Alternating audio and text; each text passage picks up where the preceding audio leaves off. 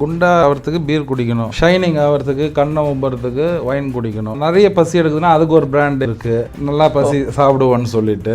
மழை பெய்ஞ்சதுன்னா விஸ்கி சாப்பிடணும், ரொம்ப வெயில் அடிச்சதுனால பீர் சாப்பிடணும். இந்த மாதிரி எனக்குள்ளேயே ஒரு அதாவது ரீசன் சொல்லி பண்றவங்க தான் இவங்க அடிக்ட். எனக்கு காரணமே இருக்காது, ஏதாவது ஒரு காரணம் சொல்லி நான் எல்லா நாளும் குடிப்பாரு, இன்னைக்கு ஞாயிற்றுக்கிழமை இன்னைக்கு ஒரு நாள் குடிச்சிக்கிறேன்னு.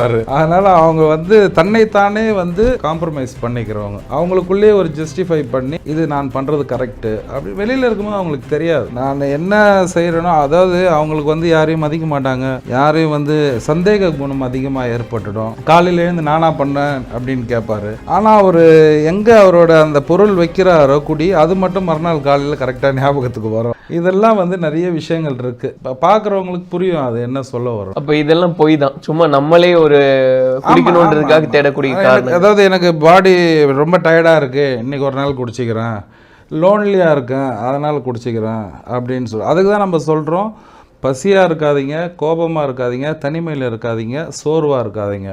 இந்த நாளும் என்னை குடிக்க தூண்டக்கூடிய நேரங்கள், இதெல்லாம் நம்ம வழிமுறைகள் சொல்லித்தரோம். இது கூட நாள் கூட அந்த கூடா நட்பு அந்த ஒரு விஷயமும் சேர்ந்துருவோம். ஆமாம்மா, அதாவது ஒன்று சோகத்துக்காக இல்லை ஒரு துக்கத்துக்காக தான் ஒரு மனிதன் ஆரம்பிக்கிறது. ஒரு லவ் ஃபெயிலியரோ ஒரு டெத்துலேயோ ஏதோ ஒரு நல்ல காரியம், மேரேஜ்லேயோ எதுலேயோ. அதுதான் இவர் முதல்ல என்றைக்கோ ஒரு நாள் குடிக்கிறவர். அதுக்கப்புறம் என்ன ஆகுறாரு, வீக்லி சாப்பிட ஆரம்பிக்கிறார். முதல்ல என்றைக்கோ ஒரு நாள் குடிக்கிறாரு, மாதம் குடிக்கிறாரு, அப்புறம் வீக்லி சாப்பிட்றாரு, தினமும் அப்புறம் சாப்பிட்றாரு, அப்புறம் பகலில் சாப்பிட்றாரு. அந்த அக்கேஷ்னலில் இருக்கிறவங்க ப்ராப்ளத்துக்கு வந்துடுவாங்க, ப்ராப்ளத்தில் இருக்கிறவங்க மறுபடியும் அக்கேஷ்னலுக்கு போக முடியாது. இப்போ நம்மக்கிட்ட வந்துட்ட பிறகு நான் கொஞ்சமாக சாப்பிட்டுக்கிறேன் அப்படின்னு முடியாது. இப்போ நம்ம ப்ராப்ளம் ட்ரிங்கர் யாருன்னா இவ்வளோ தான் குடிக்கணும்னு நினச்சின்னு உள்ளே போவான், ஆனால் அவனால் அது முடியாது. அதுக்குள்ளே அவனுக்கு ஒரு ஃப்ரெண்ட்ஸ் வந்துடுவாங்க, இல்லை ஏதோ ஒன்று வந்துடுவாங்க. அவங்க கட்டுப்பாடை எழுந்து தான் அவங்க பண்ணுறாங்க.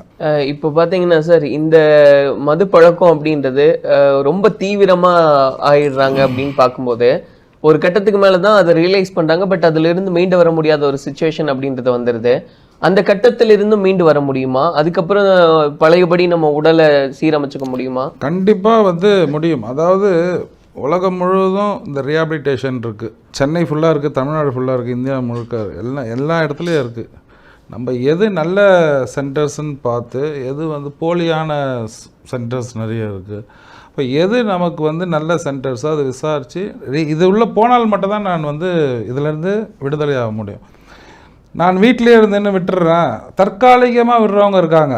மாலை போட்டால் ஒரு 48 நாள் சாப்பிடாமல் இருக்கிறது, அப்புறம் நியூ இயர்லேருந்து ஒரு ரெசல்யூஷன் எடுக்கிறது, இதெல்லாம் தற்காலிகம்தான். அதுக்கப்புறம் அவங்களுக்கு இது ஸ்டெப்ஸே அவங்களுக்கு தெரியாது இல்லை, இது எப்படி நம்ம ஆரம்பித்தோம், இன்றைக்கி என்ன நிலையில் இருக்கோன்னே நமக்கு அவங்களுக்கு புரிய வைக்கணும். இன்றைக்கி சொசைட்டியில் நமக்கு இதனால் எவ்வளோ டேமேஜஸ்ஸு இது எல்லாமே அவனுக்கு தெரியாது.